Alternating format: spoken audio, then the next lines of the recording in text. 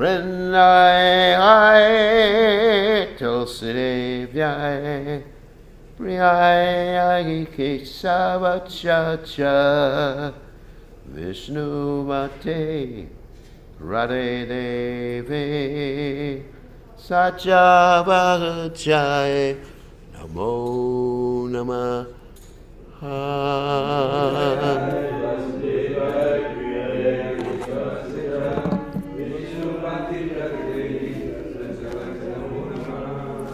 Jai Tulsi Maharani.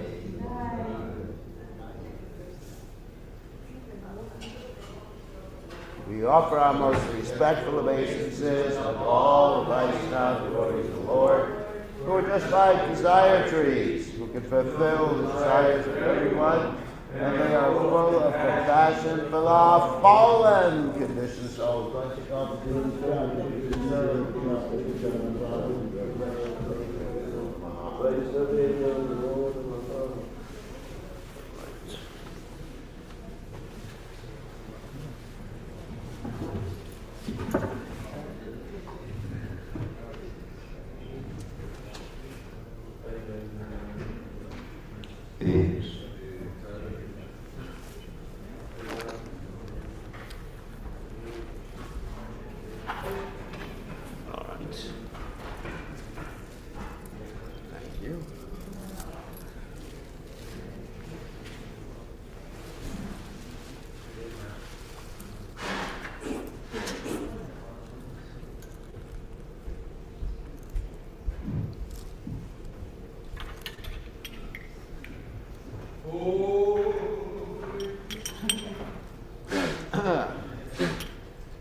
Jaya Radha Madhava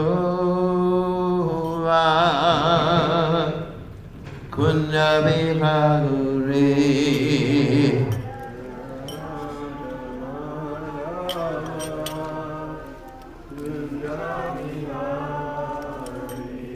Jaya Ram Madhava Kunda Vibhaguri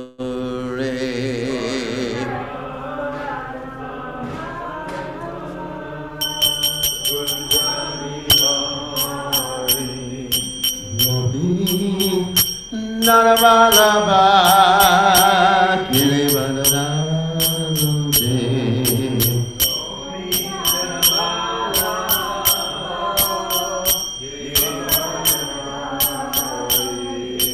Gopinanavalabha Kirivadanarude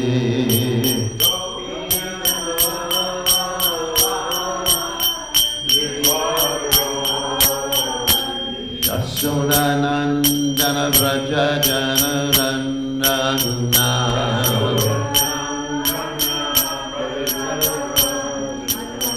Sunanandana Vraja Janarandana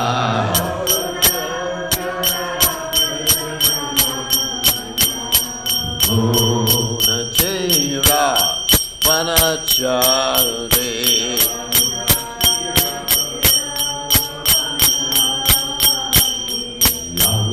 Jaya Malachave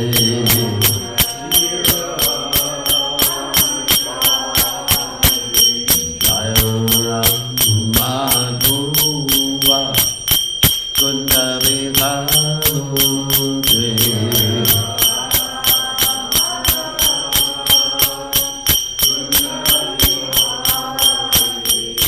Jaya Madhuva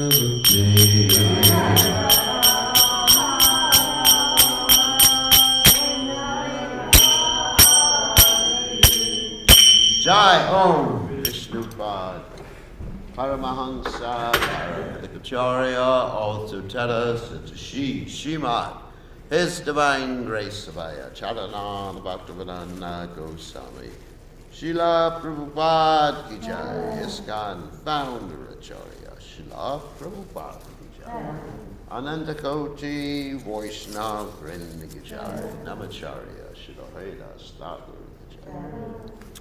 Prem Se Kaho Shri Krishna Chaitanya, Prabhu Nityananda Shitweda Gadadha, Shilasadi Gaur, Bhakta Vrinda Ki Jai. Shri Shri Radha Krishna Gopi Gopinath Sayama Kunda Radha Kunda Giri Govardhan Ki Jai Vrindavanam Ki Jai Mathuradam Ki Jai Jailasami Ki Jai Yamuna Mai Ki Jai Srimati Vasudevi Ki Jai Savita Bhakta Vrinda Ki Jai Gaur Premananda. All glories the assembled devotees. All glories the assembled devotees. All glories to the assembled devotees, all glories to Shri Guru and Gauranga, Srila Prabhupada Ki Jai, Namo Vishnu Padaya, Krishna Prasthaya, Srimati Bhaktivedanta Swami Namani, Namaste Saraswati Deve, Gaurvani Shani, Vivishesha Sindhivadi Paschati Deshara. So we are reading from the 10th canto, 49th chapter, text 24. Om Namo Bhagavate Vasudevaya.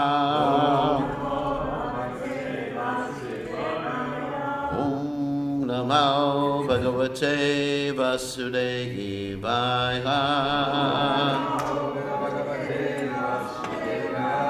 Om Namo Bhagavate Vasudevaya.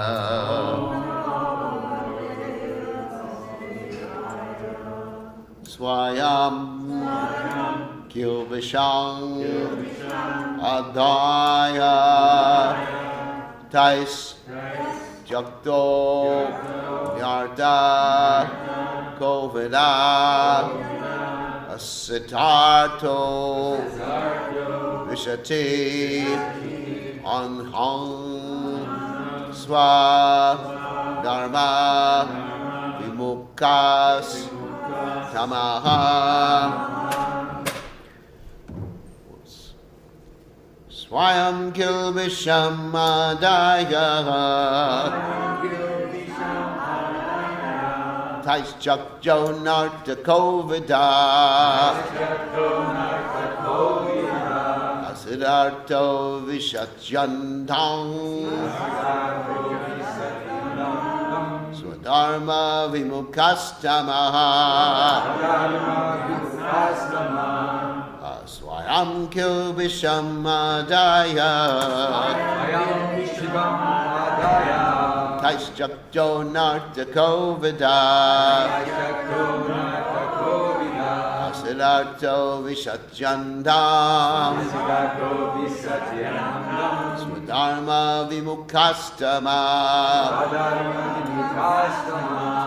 Swayam Kilvisham Adaya Tais Jakjo Narta Kovida Asidarto Vishatyandam Swadharma Vimukastama. Okay. Swayam Kilvisham Adaya. Swayam Kilvisham Adaya.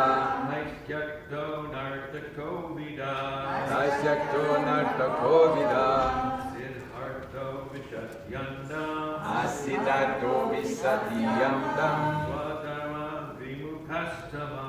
Swadharma Vimukastama. Swayam Kilvisham Adaya. Swayam Kilvisham Adaya. Naisyakto Narta Kovida. Asiddharto Visatyandam. Swadharma Vimukastama.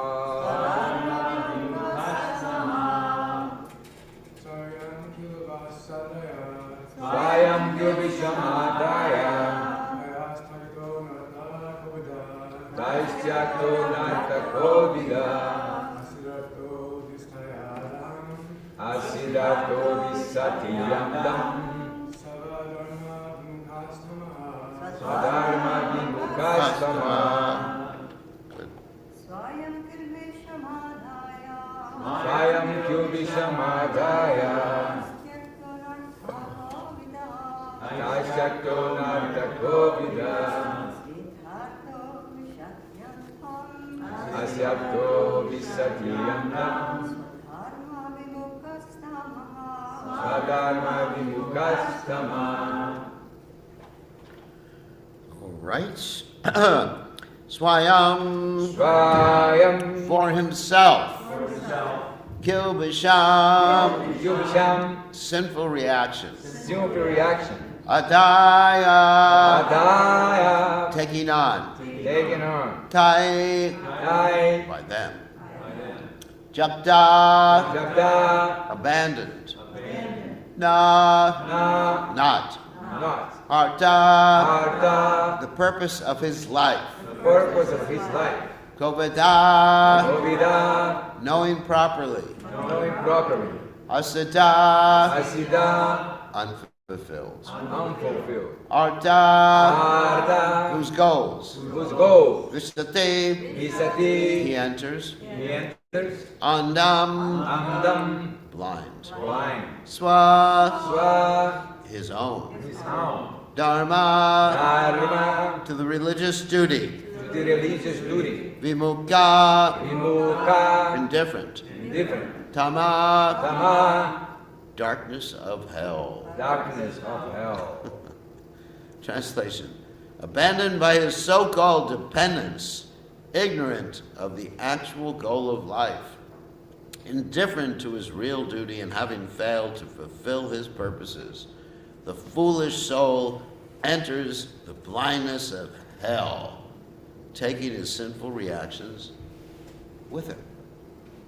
So you can repeat: abandoned by his so-called dependence, Abandoned by his so-called dependence ignorant of the actual goal of life, Ignorant of the actual goal of life indifferent to his real duty, Indifferent to his real duty and having failed to fulfill his purposes, And have failed to fulfill his purpose the foolish soul The foolish soul enters the blindness of hell, Into the blindness of hell taking his sinful reactions with him. Take his sinful reactions with him Purport by the servants of His Divine Grace A.C. Bhaktivedanta Swami Prabhupada. It is sadly ironic that materialistic persons who labor so assiduously to accumulate insurance, security, property, and family enter the darkness of hell equipped with nothing but the painful reactions of their sins. Oh my God. On the other hand, those who cultivate Krishna consciousness, spiritual life, while apparently neglecting to accumulate property, a large family, and so on, enter the next life enriched with many spiritual assets, and thus enjoy the deep pleasures of the soul. It's interesting. So again, the verse. Swayam kilvishamadaya taisjakto nartako vida siddhartho vishatjandam swadharma vimukastama. So Om Gana Timirandasha Gananjana Shalakaya Chakshur Meditam Yena Tasmai Shri Gurave Namaha. So hearing this particular verse reminds me of a verse of the second canto, first chapter of the Srimad Bhagavatam. Dehapachakalacha Dishivatpashanesha Sattvavi Desam Pamatati Denam Pashanati Napashyati. Actually, a very famous verse. And this verse states, Advashainesha Vasatrapi. So what does that mean? That we have these fallible soldiers. It's a famous verse which Prabhupada would oftentimes quote. We have these fallible soldiers that we think are going to protect us in this world. And we think they're going to share our karma. And what happens is, we think we're seeing, but we're not seeing. You understand? We think we understand things, but we don't understand things. So in this regard, there are many stories, which I like to tell, in the Vedic literatures that illustrate this particular point. Actually, this is a Krura who was preaching to Dhritarashtra. And the interesting thing, I just want to point out another interesting psychological factor, that he's preaching the fear and negativity right now. Now, the reason he's preaching fear and negativity is because fear and negativity are very powerful. In fact, for those who are conditioned souls, negativity is actually much more powerful than positivity, isn't it? Just like you see in the world today, that all these different, like, strong emotions, not all the emotions, obviously the opening to the temple in Ayodhya is based on, positivity. I could see that. I was watching, yesterday I was watching Modi's address. It was a very positive address. It wasn't based on negativity, what they were against. But you find that very strong emotions arise because of negativity. And a lot of the preaching that we do is actually based upon, I'm not saying it's bad, it's based upon negativity. This material world is what? Place of suffering, birth, death, old age takes place, adhyatmic, adhivodic, adhidaivic. And you have, other things like Lord Shabade is preaching, don't act like a pig. Nayam deho deha bhajaram loke kashtam kamam. Arhate vibhujam yae tapodejam pujavayena shakvat. Jujel jasmad brahma shoka chulantam. So it's very a powerful preaching technique. And it's not necessarily wrong. It's done for people who have not yet bought into Krishna consciousness. And somehow or other, I don't know if I want to talk about it. Anyway, I was thinking about this morning. Somehow or other, we have to be careful about that type of preaching, which is necessary in the beginning. This material world suffering is necessary because it's very powerful. But we have to be very careful that it doesn't start to pervade our entire consciousness. Like you have, this one verse about the fallible soldiers. Then, if someone starts to read that verse, then they may approach their family in a very negative way, right? They may say, you're just fallible soldiers, boma ejati, halatra, anyway. Biomucus in air. It's actually counterproductive to human culture. And and then you hear many descriptions about how women are Maya and things like that, and then you start to look at women in a sort of negative way, isn't it? It's really interesting. I mean, it's an interesting dynamic that occurs, and we have to be very careful about it. But here, Akrura is doing the needful, because Dhritarashtra is not going to accept the fact that if you take up Krishna consciousness, you'll be blissful. So you have to preach negatively sometimes. But don't let it pervade your entire consciousness and being. Like Prabhupada said, when you're preaching, you should be like a lion on the chase and a lamb at home, right? So we have to be careful. Prabhupada said that in regard to the ladies who are going out and preaching. Not that they should treat their husbands like lions or something like that, or in a negative way. So, and not that people should treat their families in this way too. Now, it's really counterproductive to spreading Krishna consciousness if people take these things out of context. All right, so that's something I want to talk about. But it is a fact that these are fallible soldiers, and these fallible soldiers are not going to protect us at the time of death. They're not going to help us, even though we're working so hard to maintain them and accruing so much bad karma to maintain them, they're not going to help us in this regard. And this is brought out in a very interesting story, which now that we're talking about Lord Ram, we should tell. That here's a story. This is about Valmiki, which some of you are familiar with. Valmiki was the author of the Ramayana. Okay, before that he was a dacoit, and the dacoit's name was Ratnakara, according to the Valmiki Ramayana. So anyway, so this was his name, and he was robbing people, killing people, probably raping, and do all sorts of other interesting things. And so he approached one day the Saptarishis to get their money. And of course the Saptarishis don't have much money, they're Brahmins, he didn't know that. So they said, don't you know this is really bad karma? You know, you're going to go to hell. And he says, well, I have my family to maintain. And they said, all right, we accept that. So if you have your family to maintain, then are they going to accept part of your karma at least? You know, are they actually going to protect you, take some of your karma away? And he said, sure. And then he goes to the Saptarishis, he's the seven great sages, and said, what should I do about it? He said, ask your family. So he goes to the family, and he says to his wife, my dear Priya, well, that's what Priya means, my dear, will you accept some of my reaction, because you're getting these nice saris and gold jewelry, earrings, you know, everything like that, dear. And she says, no. Why should I accept that? Isn't it? That also means that literally we have to fly our own airplane to this world.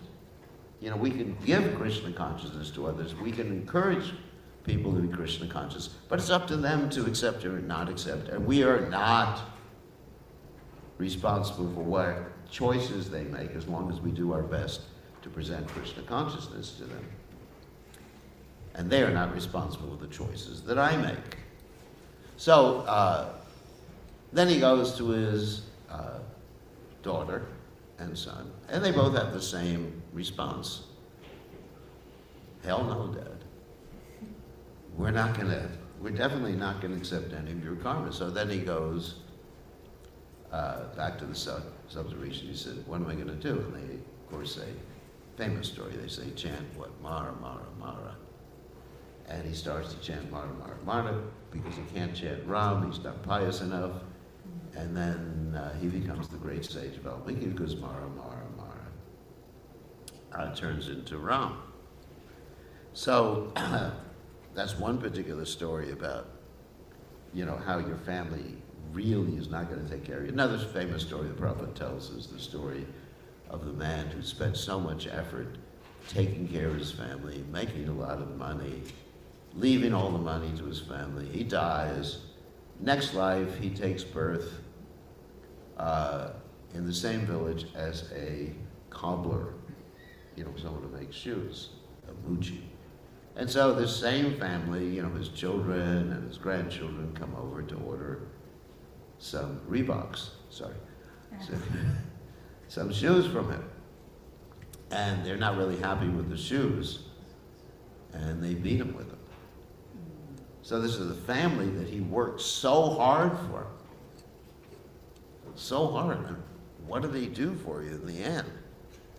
And then, so we all have this particular type of skin disease, which is probably called skin disease, which is interesting.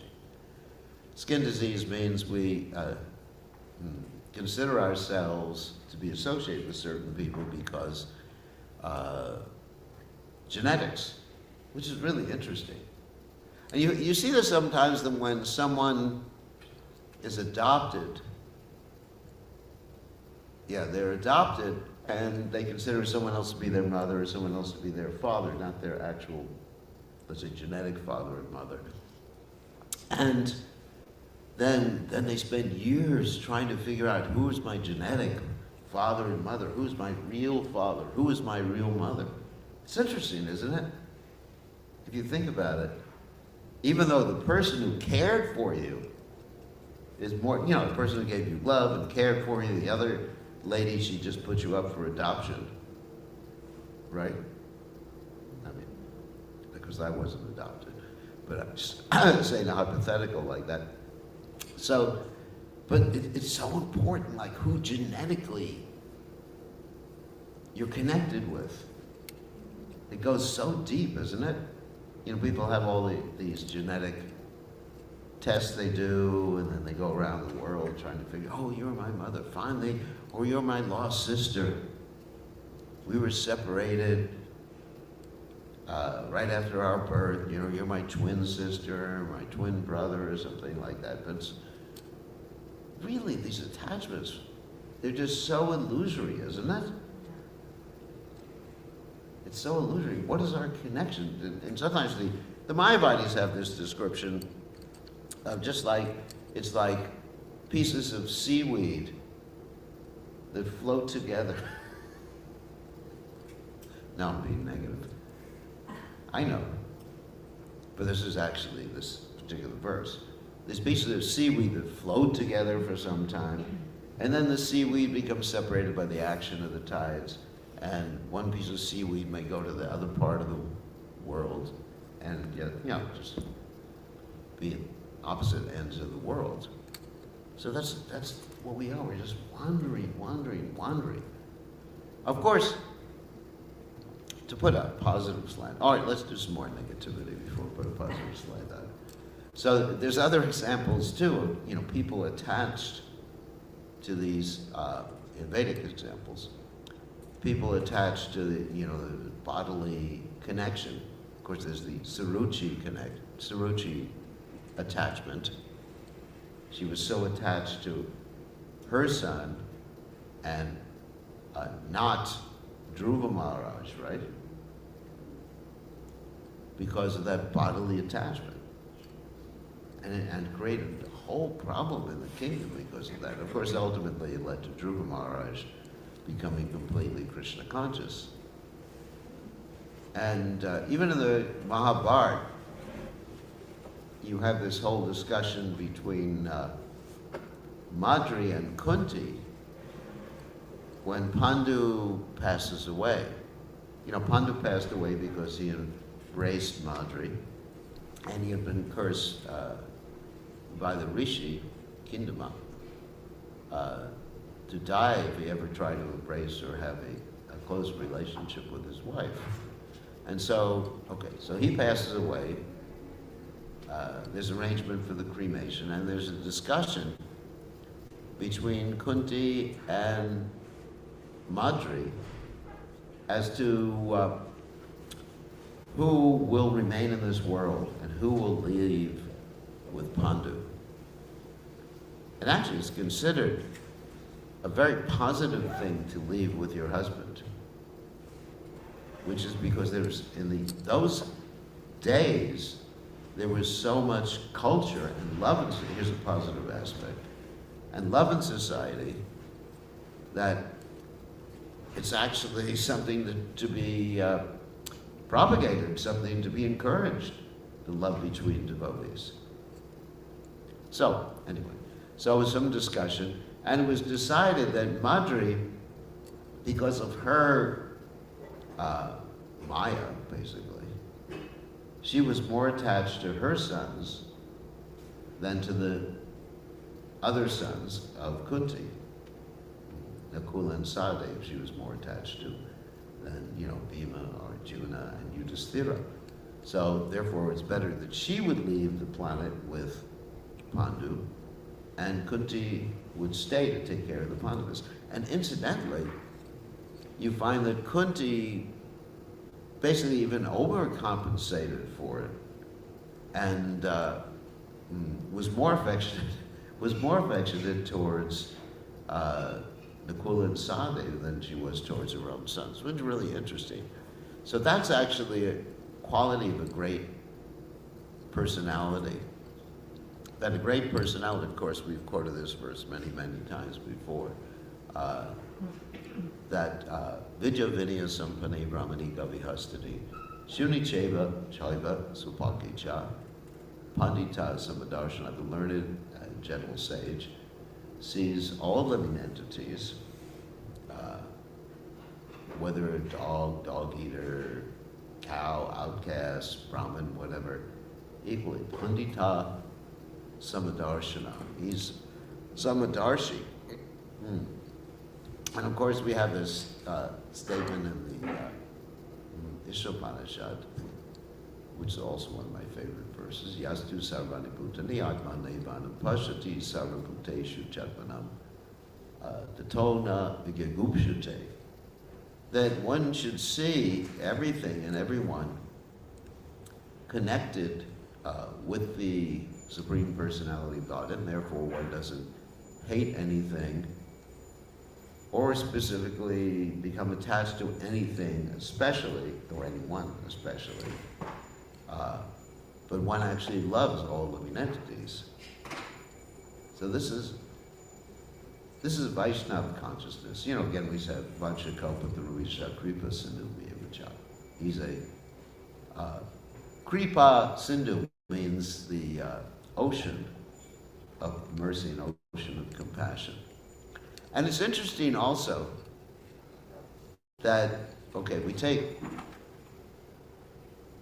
Krishna's teachings in the Bhagavad Gita, which are, I mean, generally positive, but Krishna has a lot of negativity in there, in the Bhagavad Gita, to scare us, you know, about the divine and demoniac natures, and Shradana Purucha Dharma Shasha Parantapa Prabhimamni Bhartante Rajusam Saravarmani. If you don't have faith in me, Shradana Purucha, those persons who don't have faith in me, Amra Shasha Parantapa, Almighty Armed Arjuna, Prabhimamni Bhartante Rajusam Saravarmani. Then they come to repeated birth and death in this material world. So you have that, like, really, some really heavy statements by Krishna. Tukaliyam Shashvatam, again, that is mentioned in the Gita. And so, and then at the end of the Gita you have, just give up everything. You know, Sarva Dharmam Purichasha, Vamekam Sharanam Braja, Hum Twam Sarva Papebhyo. Isn't it? You actually have this really heavy statement. Of course, I mean, there's a lot of positive statements. Mandana Bhagavat Bhakto Madhyaji Bhav Namaskuru. Therefore, think of me, become my devotee, worship me, etc. Like that. And also, one who goes back to the spiritual world doesn't come back to this material world again. Anyway, so you have that, but then you look at Lord Chaitanya's statements, Lord Chaitanya's teachings, and it's actually much more from the positive point of view, isn't it? If you think about it. I'm not to say that anything's wrong with Krishna's statements. I said that the negativity is necessary when shocking people out of their lethargy. That's an absolute necessary, in general, first step. That, hey, you're getting old. Like Vidura, for example, later on with Dhritarashtra, after the battlefield of Kurukshetra, Vidura says, hey, look, your teeth are loose, or you don't have them anymore. Just like I was talking to one of my godbrothers the other day, and I was looking at his teeth. I said, it was Drumila. I said, you have beautiful teeth, Drumila. He said, well, they're not mine. He said, I had to spend $15,000 to get some implants. You know, it's interesting, you know, being an old person, you look at people's teeth when you talk to them. You ever had that experience? I do. You know, I'm older than you are. And you say, oh my God, how she has such beautiful teeth? Not because I'm attractive, but anyway. So, I do that. I mean, what can I say? Because, you know, you're old and then you look at your own teeth and they're a little challenged.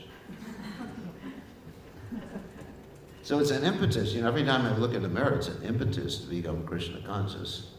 Or I look at my hand, there's some, you know, bruises on the hand. I said, oh my God, I better become Krishna conscious. So the negativity is a good thing.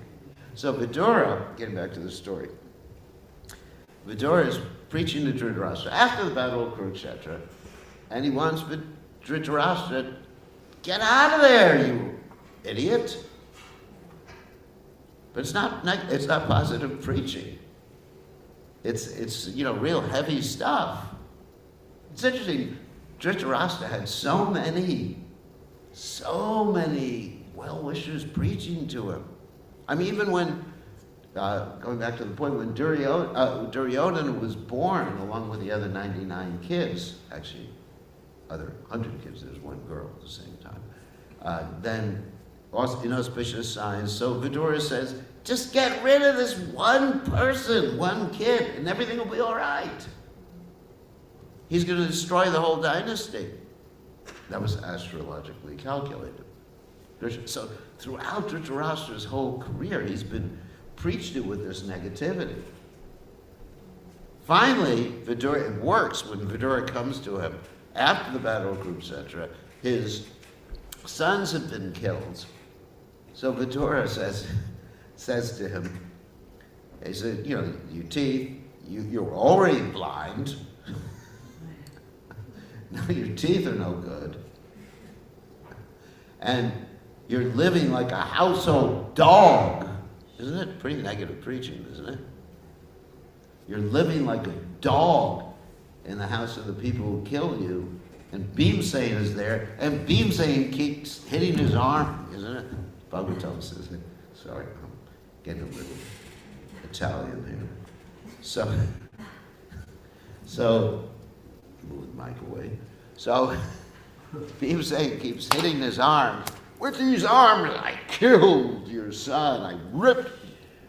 I ripped out the heart from the chest of Dushashan. Can you imagine living with people who killed your sons? You're like a dog. He said, get out of here. The time factor is there. And so, okay. And so then, obviously that preaching worked. Of course, worked pretty well. He was already dying. He was already dying. But he didn't realize it. It's quite interesting. You got someone who's blind. It's probably his hearing was going. He used to be as strong as, 10,000 elephants or something like that? Dhritarashtra? It's described. It was like that. And now he's just like dependent upon his fruit for food. Get out of there already. And so finally he thinks, maybe it's a good idea. I should have taken this advice like a long time ago.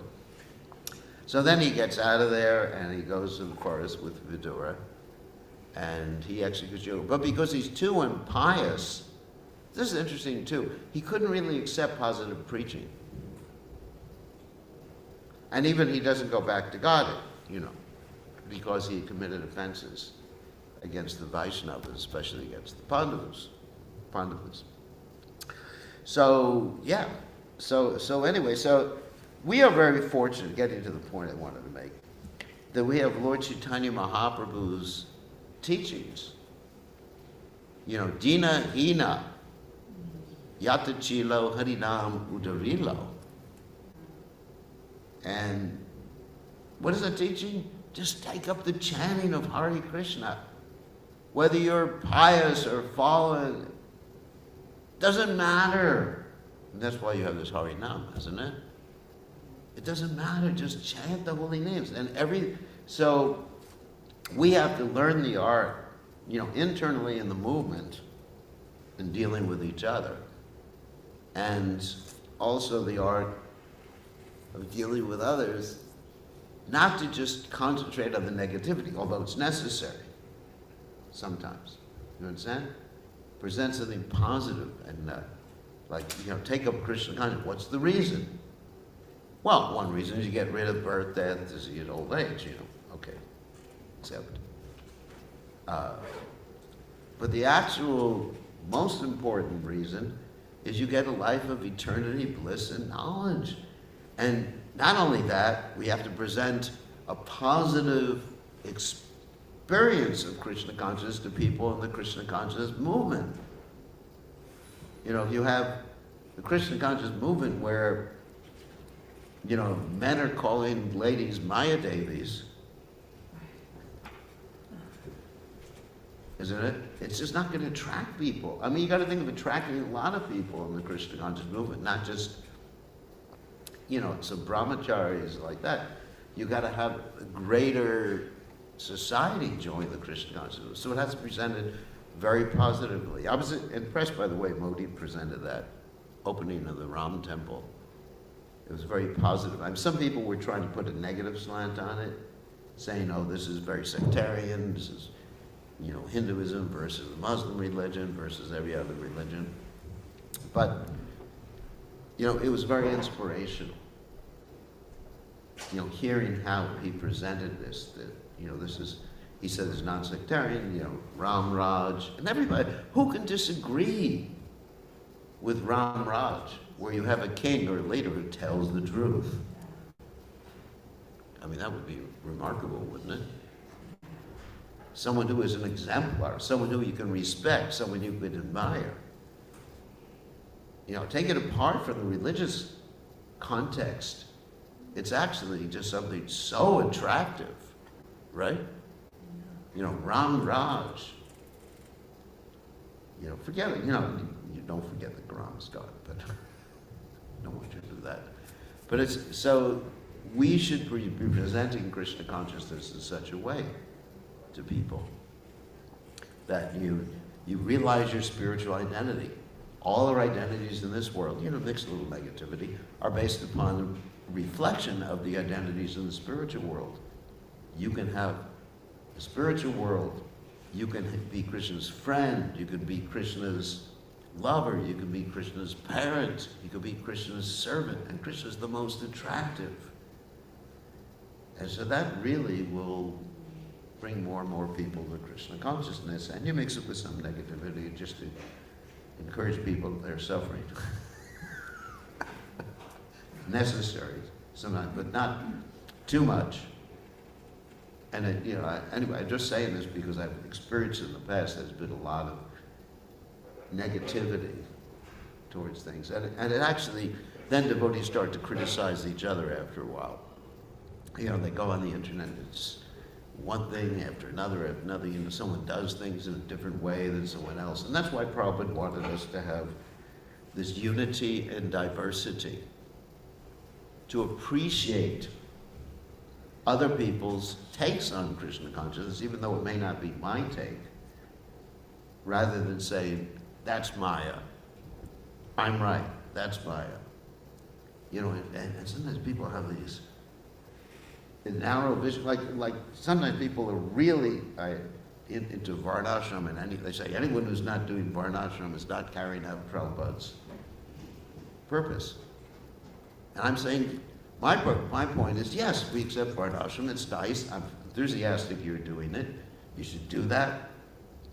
But then, you know, there has to be variety in presenting Krishna consciousness. We've got different cultures. We have in Chinese, you have China, you have to let the Chinese people play their, you know, whatever Chinese instruments they play. And, you know, and different cultures and different psychologies, psychology in different cultures, you know, just really interesting. So Prabhupada wanted the United Nations in the spiritual world. So anyway, that was my point. So we have 2 minutes left. Any questions or comments?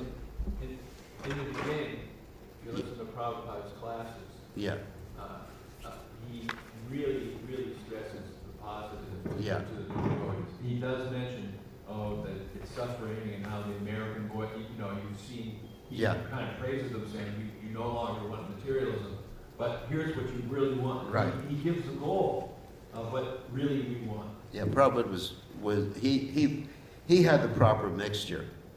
Although sometimes we tend to, the point I'm making is we tend to stress the negative too much. Maybe because we don't taste enough positive. That's right, because we're not having enough ecstasy in our own lives.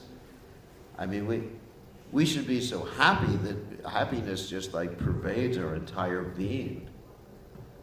And that's, when I saw Prabhupada, I just thought, I want to be like that. Not like, exactly like Prabhupada, obviously. But like that when I grow up. It was inspirational. It was a positive thing. Negativity doesn't get you long term. Doesn't keep you going long term.